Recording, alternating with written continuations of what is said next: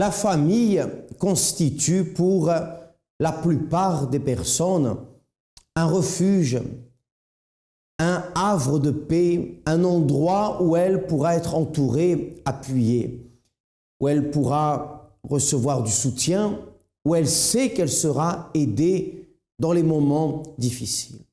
Malheureusement, cela n'est pas toujours le cas. Il existe également des familles déstructurées, des familles qui, parce qu'elles n'ont pas reçu elles-mêmes un exemple dans le passé, ont reproduit, continuent de reproduire les mêmes erreurs, les mêmes failles, et c'est comme si elles tombent dans un cycle qui ne peut être brisé. Le témoignage que nous allons accompagner dans cette émission maintenant est celui de Vanessa, qui a évolué au sein d'une famille qui, plutôt que de la mettre sur une bonne voie, l'a mis sur une voie de destruction. Non pas qu'elle en avait le désir, attention, parce que parfois les personnes ont appris d'une manière erronée et répètent les mêmes erreurs.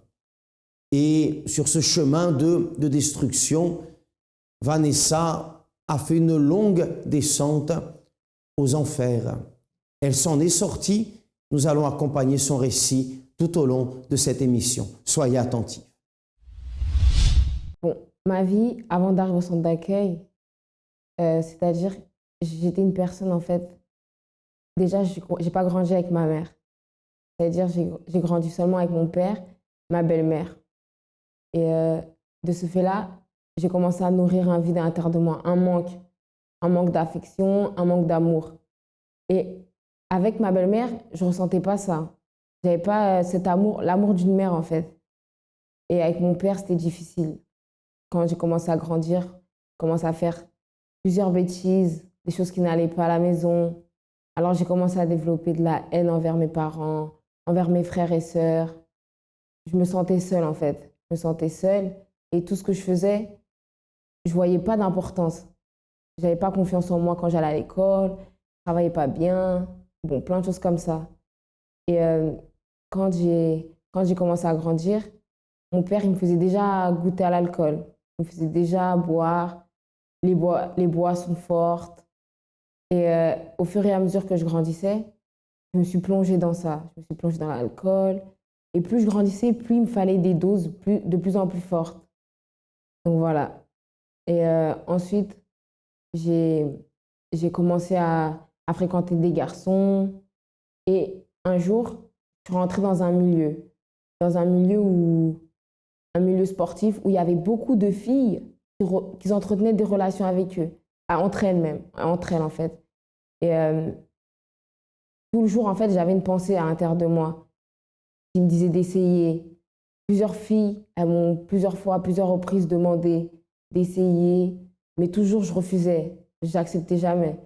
Et un jour, il y avait une fille qui m'a fait la proposition, qui m'a demandé. Et ce jour-là, je n'ai pas su dire non. Je n'ai pas su dire non et j'ai commencé à développer des sentiments. Et ma relation, elle a commencé à partir de ce moment-là. Même que j'étais en relation avec un garçon, je pouvais me mettre avec cette fille-là, moi, ça ne me dérangeait pas. Et cette relation, elle a commencé. J'étais toujours dans l'alcool. Et quand ça s'est fini, j'étais mal. J'étais vraiment mal. Et ma situation, elle s'est empirée. Elle s'est empirée, donc ma haine a commencé à grandir. Je suis devenue quelqu'un de très, très, très colérique, quelqu'un d'agressif. Et moi, quand il y avait des problèmes, je pouvais taper sur des murs, au point même que mes mains ils commençaient à devenir rouges, à saigner même à saigner. Je pleurais dans ma chambre, bref, j'étais vraiment, vraiment pas bien. Parfois, chez moi, quand je me retrouvais seule, dans le noir, en fait, j'essayais de m'effrayer moi-même. J'essayais de me faire peur en faisant des grimaces. Vraiment, j'étais vraiment, vraiment pas bien, perdue. Et voilà, c'est comme ça que je suis arrivée au centre d'accueil. Voyez que depuis son plus jeune âge, la semence destructrice a été semée à l'intérieur de Vanessa. La haine, la colère, le vice, l'autodestruction ont fait partie des premières années de sa vie pour un bon moment.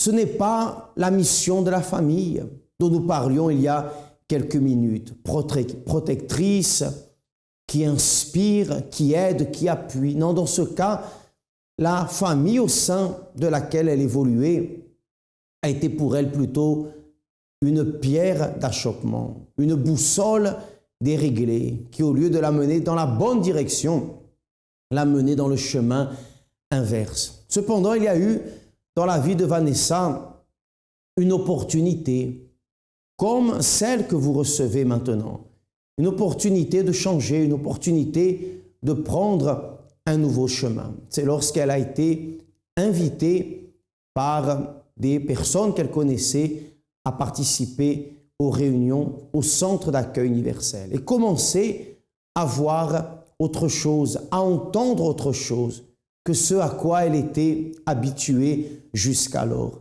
Et ce qu'elle a commencé à voir, ce qu'elle a commencé à entendre, a eu un impact dans sa vie. Et je vous invite à l'accompagner. Alors, j'ai connu le centre d'accueil à travers des connaissances, soit ma mère, ou en fait des personnes qui étaient déjà à l'église, qui étaient déjà au centre d'accueil et qui plusieurs fois m'ont invitée. Et c'est par un appel que c'était dans la semaine. Par un appel, on m'a invité à venir le dimanche, à participer à des réunions et j'ai accepté. J'ai accepté, donc voilà, j'ai commencé par faire ces réunions-là. Après, il y a eu différents événements qui ont organisé la Force Jeune France, donc j'ai commencé par là. Je me suis investie, j'ai voulu en fait plus connaître ce qu'ils faisaient au centre d'accueil. Et j'ai commencé aussi par divulguer les messages du centre d'accueil et petit à petit, c'est comme ça que je suis restée. Et j'avais toujours ce vide en fait. Et je voulais changer, je voulais vraiment changer, mais je ne savais pas comment. Donc je commençais à me donner. J'entendais, il fallait pardonner les personnes, il fallait faire plein de choses, se vider de soi-même, que ce soit la rancune, la haine. Et j'étais vraiment prête à tout. J'avais rien en fait. J'étais vide, je souffrais, j'étais triste. Vraiment, j'étais très très mal, pas bien. Et en fait, le centre d'accueil, ils proposaient, ils offraient beaucoup d'opportunités pour que les personnes viennent à changer leur vie, à être bien en fait. Et moi, j'ai saisi plusieurs opportunités. Bon, il y avait une campagne d'Israël qui est passée, un jeûne de Daniel qui est passé. Et je voyais, il n'y avait pas encore le changement que je voulais en fait. Bon, j'ai avancé petit à petit, mais il n'y avait pas le changement que je voulais. J'ai commencé à parler de moi, de comment j'étais avant. Même si c'était difficile, j'ai commencé à le faire, à me vider vraiment de dire les choses qui étaient en moi, les choses les plus sales. Et je commençais à parler parce que je voulais changer. J'étais pas bien, alors je voulais changer. Et récemment, il y avait la campagne d'Israël, c'était sur l'unique, en fait. Et nous, quand on sortait pour évangéliser, justement, je voyais que j'étais l'une des seules à ne pas toujours avoir cette confiance, cette paix. En fait, je ne connaissais pas encore Dieu.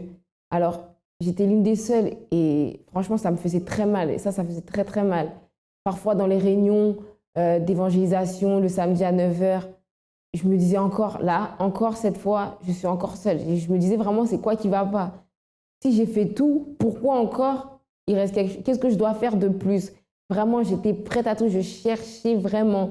Et pendant cette campagne d'Israël, j'ai fait ce sacrifice matériel, vraiment tout donné sur l'autel, vraiment tout. Que ce soit le sacrifice, le temps, par rapport, si c'était pour se lever dans la nuit, chercher, je me levais dans la nuit, je cherchais.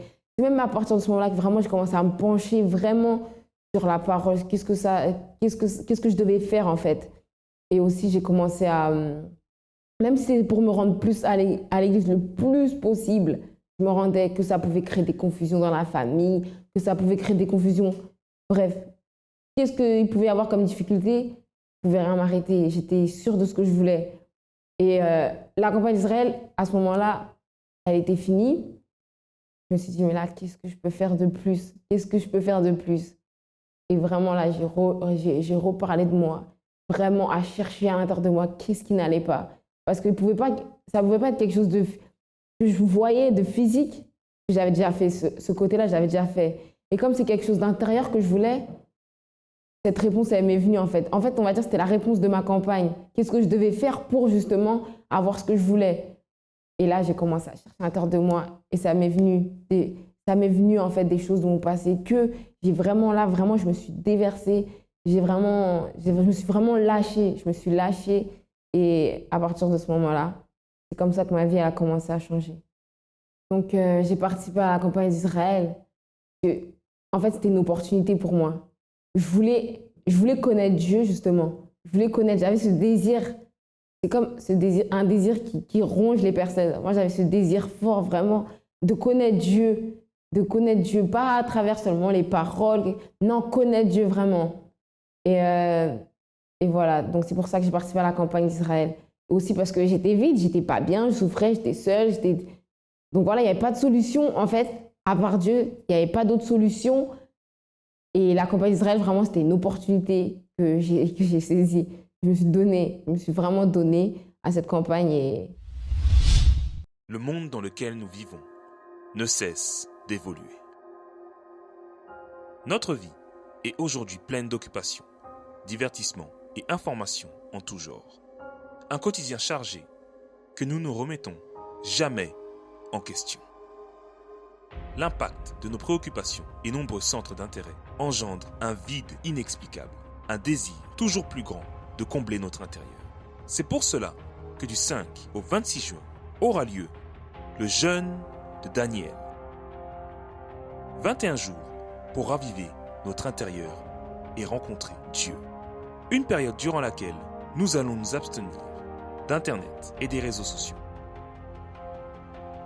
de télévision, films et séries, de jeux vidéo sur console et smartphone, de musique, fêtes et sorties, afin de nous concentrer pour investir dans notre intérieur. Recherchez ardemment ce qui contribue au développement de votre foi. Priorisez votre vie spirituelle et cherchez à recevoir le baptême du Saint-Esprit. Car il est le seul à pouvoir combler notre intérieur et nous apporter une paix durable et l'assurance pour affronter tous les défis de notre vie. Jeûne de Daniel. 3 semaines pour raviver notre intérieur.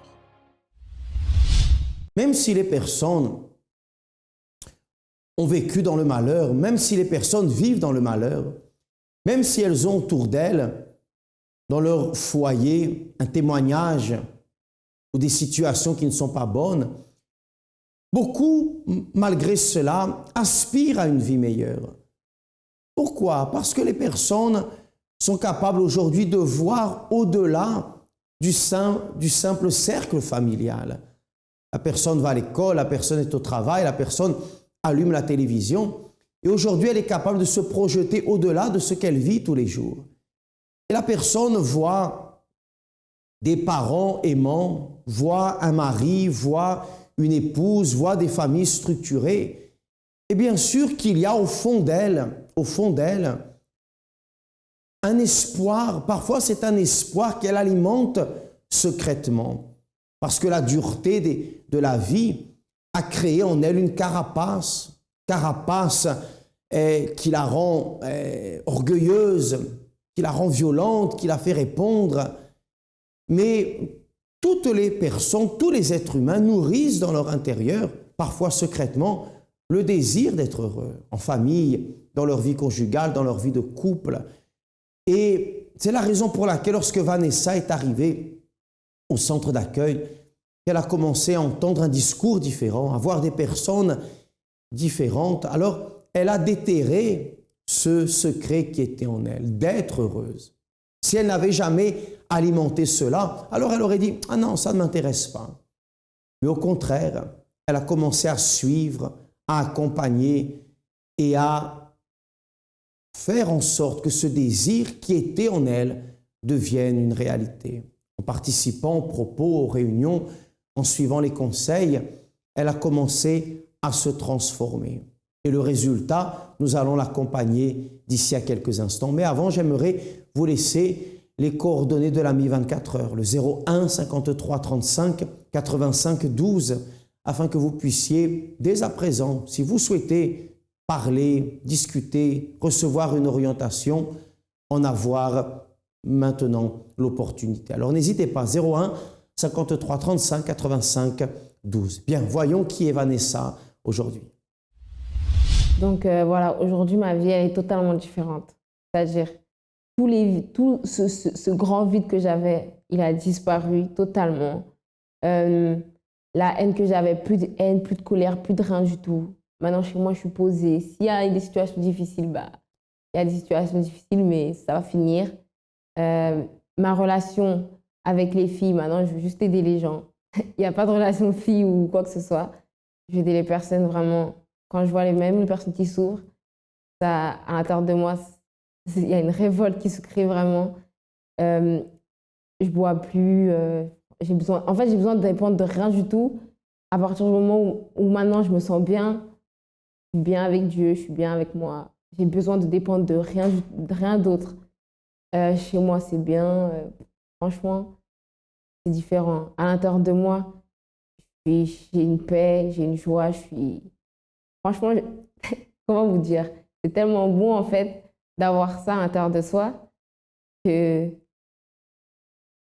c'est vraiment une vraie joie, en fait, qu'on peut ressentir à l'intérieur de soi, qu'on peut avoir, en fait, à partir du moment où on s'est vidé de ce qu'on était avant pour pouvoir justement avoir cette joie à l'intérieur de soi. Donc aujourd'hui, je suis bien, je suis très bien avec moi. Et j'ai juste envie d'aider les autres personnes à ce que j'ai reçu moi gratuitement, à ce que j'ai aujourd'hui, que les autres personnes viennent à avoir ça, en fait. Vraiment, parce que des fois, les personnes, ils souffrent et ils se donnent à des choses qui n'en valent pas la peine et vraiment qui ne servent vraiment à rien. Il suffit juste de se donner à ce qu'il faut véritablement. C'est-à-dire qu'il suffit juste de se donner à Dieu. Parce qu'il n'y a que ça qui enlève, en fait, qui enlève la souffrance des personnes. Des fois, on croit qu'en faisant des autres choses, ça va marcher. Mais pas du tout, pas du tout. Il y a vraiment qu'en se donnant à Dieu que véritablement, on peut se sentir bien avec soi-même. On peut avoir une paix, une joie. Bref, être bien, quoi. Il n'y a vraiment que ça. Donc, vraiment, le centre d'accueil, pour moi, c'est une grande opportunité pour changer. Pas changer de vie, justement, mais être une nouvelle personne. Être une personne vraiment différente, transformée. Une personne vraiment... Bref, une nouvelle personne. Donc, si je peux donner un conseil, c'est vraiment venez, si vous souffrez, peu importe la situation par laquelle vous passez, les difficultés, les souffrances, parce que déjà, il n'y a pas plus grande souffrance que d'avoir l'absence de Dieu. Et vraiment, peu importe la situation par laquelle vous passez, il y a une opportunité qui vous est donnée gratuitement, et saisissez-la parce que ce que vous recevez après, c'est très, très, très bon. Mon opportunité. Combien de fois cherchons-nous partout une solution, une aide, mais nous n'en trouvons aucune. L'opportunité est là. Je vivais une vie d'apparence. Aujourd'hui, je suis une jeune femme épanouie, j'aime ma famille et je suis qui je suis réellement.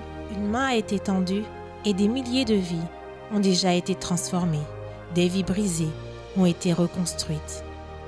Évangélisé, j'ai reçu un semeur. Aujourd'hui, je suis une femme comblée, heureuse. J'ai plus d'angoisse, plus de tristesse. J'ai la joie de vivre. Ma vie sentimentale, c'est très très bien, on est très bénis. Votre opportunité d'aider ou d'être aidé est devant vous. Centre d'accueil, nous vivons ce que nous enseignons et sacrifions pour ceux dont nous rêvons. Voyez, elle a appris ce qui est bon et elle a pu emmener dans sa maison ce qui est bon. Aujourd'hui, ses relations avec sa famille sont excellentes, sont bonnes, il n'y a plus de colère, elle n'est plus cette personne qu'elle était. Elle a trouvé une solution. Elle a appris à changer. Les choses, elles ne changent pas du jour au lendemain. Rien ne change par une formule magique. Rien ne change par un coup du hasard. Non, nous devons apprendre à adopter de bonnes méthodes, de bonnes attitudes et à penser différemment. Et chaque jeudi se réalise au Centre d'accueil universel la réunion en faveur de la famille.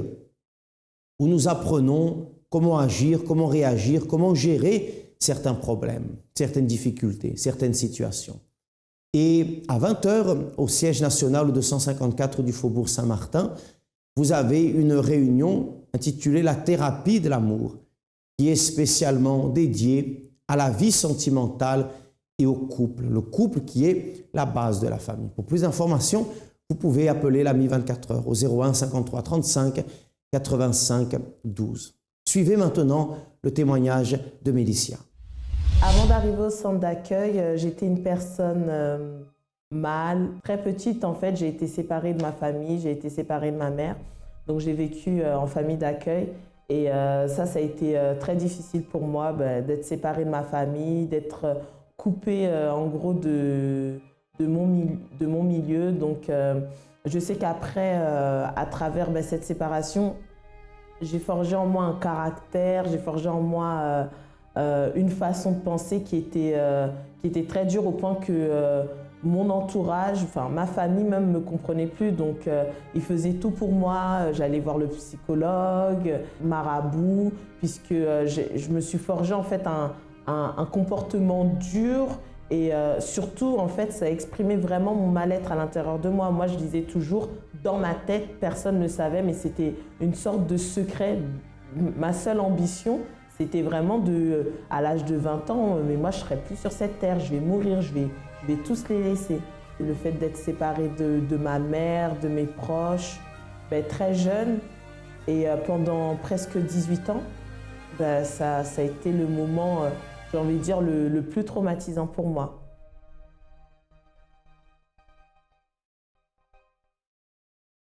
J'ai connu le centre d'accueil à travers un proche parent. Il y avait vraiment des choses ça m'interpellait puisque c'était vraiment, en fait, on était en train de décrire véritablement mon mal-être. Et on me disait, en plus de le décrire, on me disait comment en fait arracher ça, comment en fait être une personne épanouie en fait de l'intérieur et l'extérieur. Et donc là, j'ai commencé à participer à des chaînes de prière. J'ai commencé à avoir des attitudes pour rejeter les mauvaises pensées. Lorsque je voyais des ponts d'autoroute ou quoi, mon désir, c'était seulement de me retrouver à travers la barre. C'était ma pensée en fait. Et en participant des chaînes de prière, j'ai commencé à briser ces pensées, briser les pensées négatives qui disaient que j'allais pas réussir également à l'école, que j'allais pas aller loin. Et les campagnes d'Israël, c'était le défi, c'était le challenge.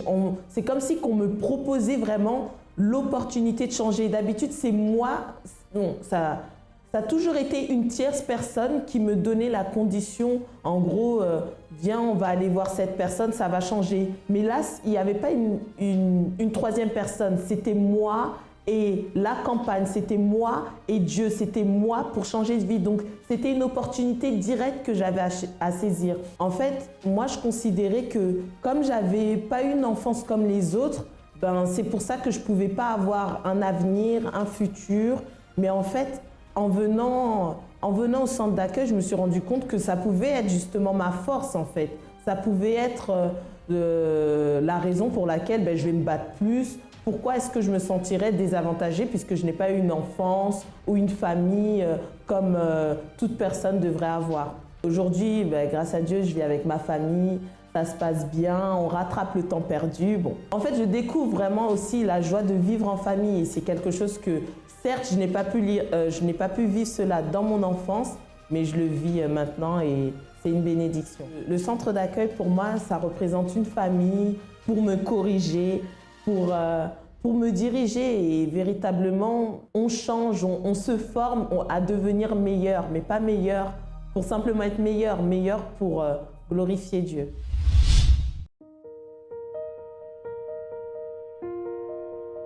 Le véritable amour est intelligent. L'amour n'est pas une émotion. C'est un total sacrifice. L'amour prend son temps. L'amour est déterminé.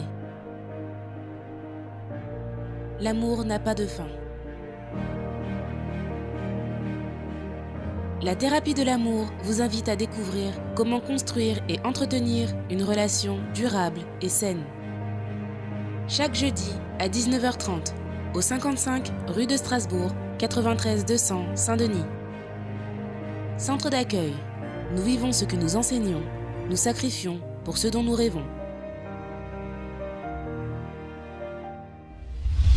Bien, nous arrivons au terme de notre émission. Je vous rappelle que chaque jeudi se déroule la réunion en faveur de la famille et le soir au siège national en faveur de la thérapie de l'amour. N'hésitez pas à participer, l'entrée est libre. Je vous rappelle que pour l'adresse, vous pouvez vous rendre sur notre site internet www.centredaccueil.fr. Que vous habitiez Paris, la région parisienne ou en Île-de-France, certainement qu'un centre d'accueil est proche de chez vous. À bientôt.